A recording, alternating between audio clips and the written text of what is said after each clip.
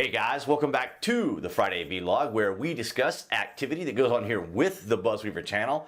That includes things like current events, headlines that are in the news, pop culture, technology, social media, and items of interest that come up during the week that allow us to have a little bit of a dialogue going on for years. So thank you to those on BitChute, Rumble, Odyssey, and of course all my subscribers here on YouTube. Thank you to all of you guys for your continued support. All right, guys, so we're going to be rifling through this information quite quickly.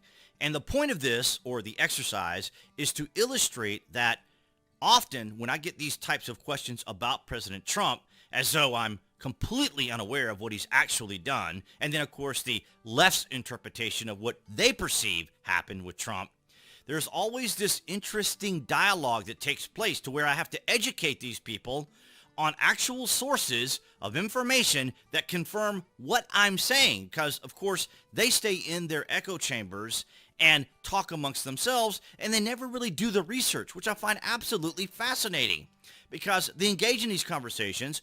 I give them these links and they try to defend it, or they try to defend their position, but the reality is a lot of what they thought about President Trump was really based upon their own perceived slights. It was mostly due to his character or his personality or his disposition or the way he carried himself or the way he spoke. It was never really about the benefits that he provided to the country. So they had to engage in these types of smears. So it's very important. If you guys want to bookmark this page, I'm going to be going over some of the main points that these individuals bring up quite often, and some that you're going to see as we continue to move forward, and in particular once President Trump probably does announce that he's running for president. Keep these in mind. You're probably going to want to bookmark this, keep it for your records, and share it with your friends, because I'm going to be going over some of the main topics that these individuals always talk about, and you can anticipate them bringing up very soon. So here we go. From Reuters, remember, back from August, exclusive, FBI finds scant evidence U.S. Capitol attack was coordinated. Now, of course, the Democrats are going to continue to use this as part of their leveraging against President Trump for the smears, if nothing else, to ensure that they can say that he was somehow involved when in reality he was not. Okay? Then, of course, as you know, for 2.5 years, the mainstream media, working alongside the Democrats, perpetrated a fabricated story. Mueller report finds no evidence of Russian collusion. Even in the wording, no evidence of Russian collusion. I can't tell you how many people have told me it was never Russian collusion. It's astounding to think, but people have actually said, well, it was never really about Russian collusion. Yes, it was. It was specifically about Russian collusion, and the wording was Russian collusion. And in this NPR news source, ones that they would rely on, ones that they would say is what authoritative, right here, Mueller report finds no evidence of Russian collusion. And then, of course, here, I had to archive this here from the Washington Post. Igor Danchenko, source for Steele dossier, arrested as part of Durham probe. So here you had individuals who fabricated a story to smear President Trump, to make his administration as undesirable and or to undermine it and to make it look as bad as possible, as well as to prevent him in future from running for president. And so keep in mind, they will continue to do this, yet we see here that this individual who was involved in the fake dossier, and of course some of the FISA warrants, was in fact all fabricated. And here you have it, the Washington Post. Remember Nicholas Sandmann. The mainstream media went after him, the Twitterati went after him, and of course he ended up suing many other organizations, but in this one in particular he says, on 2/19/19, I filed a $250 million defamation lawsuit against the Washington Post. Today I turned 18. WAPO settled my lawsuit thanks to Todd McMurdy and, of course, Lynn Wood. And these are individuals, this is just one of the many lawsuits that he had against the media who slandered him. And, of course, many in the Twitterati just deleted their posts, but they did say things about him without getting the full information. There was a video out that showed quite clearly what actually transpired, but because because some of the guys were wearing Trump hats, MAGA hats, or Make America Great hats and Trump hats, they, of course, had to slander them, and now they're paying the price for it. But just continuing to illustrate the smears that went on against President Trump. Now, of course, one of the impeachments revolved around the phone call that he had with Zelensky was the very first one, and then the second impeachment had to do with the Capitol 6 incident. And of course, as you can see here from CNBC, Senate acquits Trump for inciting Capitol riot, even as bipartisan majority votes to convict.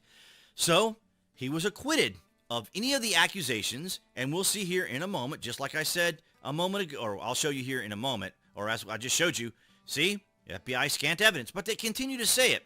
Now let's take a look at what Snopes says when it comes to Kyle Rittenhouse. Did Joe Biden call Kyle Rittenhouse a white supremacist? This must have been very difficult for Snopes to do. The Illinois man acquitted of murder in November 2021 alleged the president defamed my character, very similar to what we just talked about with Nicholas Salmon. While on the 2020 presidential campaign trail, U.S. President Joe Biden called Kyle Rittenhouse a white supremacist. Now, what in the world does mostly true mean? What is mostly true? Either something is true or it's not. It's not mostly anything. It's mostly true. I suppose you could say mostly false, but if it's false, it's false. If it's true, it's true. There's not mostly or almost true or nearly true. It's either true or it's not true. So here you have yet another example of the smear tactics by the left, by the Democrats, coordinated, of course, with activists, coordinated, of course, with the big tech giants. And then we have, of course, the initial impeachment, as I mentioned earlier, September 24, 2019, following allegations that Trump requested the Ukrainian government investigate former Vice President Joe Biden and his son, Hunter Biden, in exchange for aid. Now, let's talk about what that is, because people seem to not know what that is talking about. Mostly, the Democrats want people to focus on the phone call with Zelensky, who, by the way, now is kind of the media tries to pretend like they're his best friend now, helping him out there in Ukraine. But I'm sure they're doing it with a great deal of trepidation. But here is what surrounded that. I want you guys to watch this. They were walking out to the press conference. I said, "No," I said, "I'm not going to. We're not going to give you the $1 billion." They said, "You have no authority. You're not the president." The president said. I said, "Call him." I said, "I'm telling you, you're not getting the $1 billion." I said, "You're not getting the $1 billion. I'm going to be leaving here." And I think it was, 6 hours? I looked, I said, "I'm leaving in 6 hours. If the prosecutor's not fired, you're not getting the money." Well, son of a bitch. Got fired. And they put... There you go. He got fired. That is a quid pro quo. Either you fire this individual or you don't get the money. And this was going around. This was trending all over social media. And so President Trump called Zelensky and said, "Hey, I've been informed by my staff or individuals or whomever about this trending video that's going around, and Joe Biden claiming that he would not give these individuals money based upon the fact that they needed this particular investigator who was looking into the affairs of Hunter Biden and Joe Biden. They weren't going to give him the money unless he was fired." So this is what the first impeachment was about. But we can see that it was actually about Joe Biden in a quid pro quo right here. But of course, no investigation, and of course, there was no one looking into this actual matter, nor were we allowed to talk about it, very similar to the laptop, which we're moving on to now. Now that Joe Biden's president, the Times finally admits Hunter's laptop is real. So there you have it, what we have always talked about. Unless it is approved, unless it is given the stamp of approval by the mainstream media, by the Democrats, it is not real. It is a conspiracy. People are lying. They need to be blocked. They need to be censored. They're engaged in disinformation. They're engaged in misinformation until we, the media, until we, the Democrats, deem it true. So you see, this is what I mean when they try to control the language, try to control definitions, try to control the narrative, try to control social order and our culture. This is what I'm talking about. Now that Joe Biden's president, the Times finally admits Hunter's laptop is real. How about that? Well, it was real the whole time. It was that you had a coordinated effort, a cabal, as Molly Ball says in her article, that were working together to ensure that they had a particular result in the 2020 election, and this was all part of it. And then, of course, the other conspiracy, as we see from the Washington Examiner, Durham says Democrat allied tech executives spied on Trump's White House office. Okay? So a lot of ambiguity here, but nonetheless, it suffices to say here from the Washington Journal, Trump really was spied on. Durham says techies linked to the Clinton campaign. I want this to be your key focus right here. Clinton campaign, okay, had access to White House and Trump Tower internet data, okay? Now let's go over to another Snopes. Did Obama get caught spying on Trump's 2016 campaign? See how they frame that? See how they frame that? Clinton campaign, Snopes. Did Obama get caught spying on Trump's? They weren't talking about Obama. They were talking about Clinton. U.S. President Donald Trump claimed his predecessor, Obama, or unidentified political opponents, oh, well, that's very ambiguous, spied on our campaign illegally. All right? So you see here, mostly false. Well, it's either false or it's not false. It's not mostly anything. And here again, the wording. Under Obama administration, the FBI launched an investigation into the Trump campaign relationship with Russian operatives. As we already know, the whole Russian collusion thing was fabricated. A covert operation at the time that required the Bureau to request court approval to secretly monitor Carter Page and former advisor to Trump. So in a way, you could say that it was going on, but it was under certain pretenses. However, no evidence showed Obama, really? Showed Obama,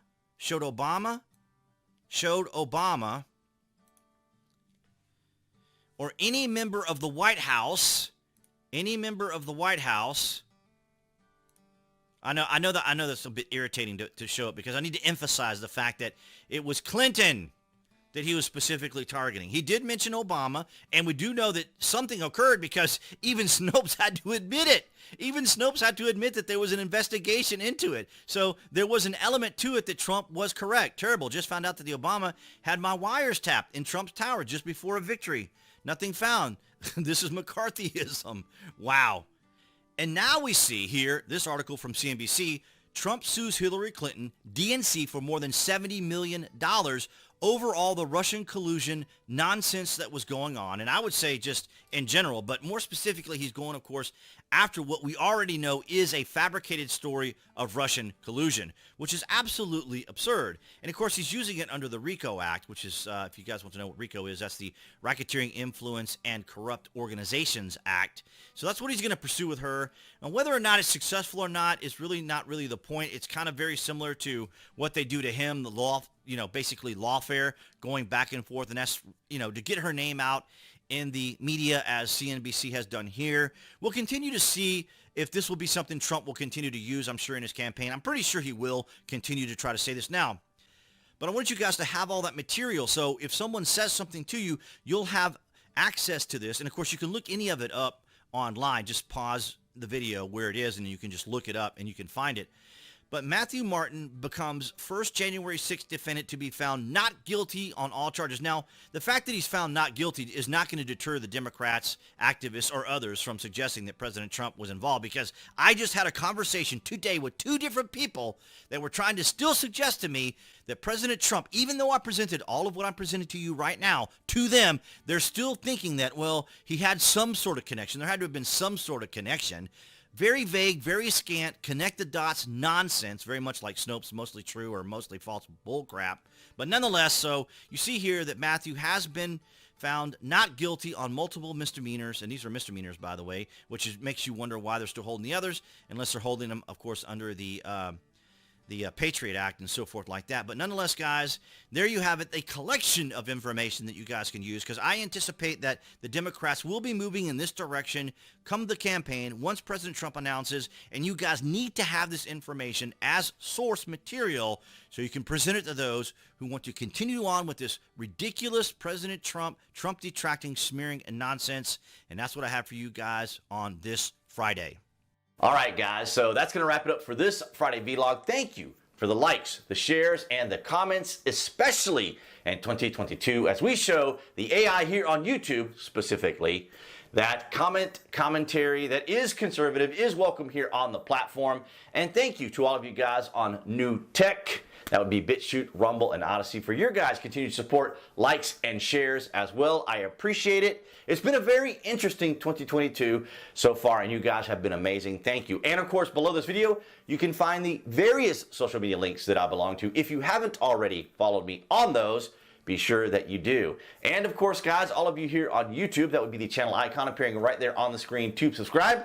You can click on that to obviously subscribe, as well as get notifications. That way you know when there's content here on the channel. And I'll see all you guys right there behind that camera next week.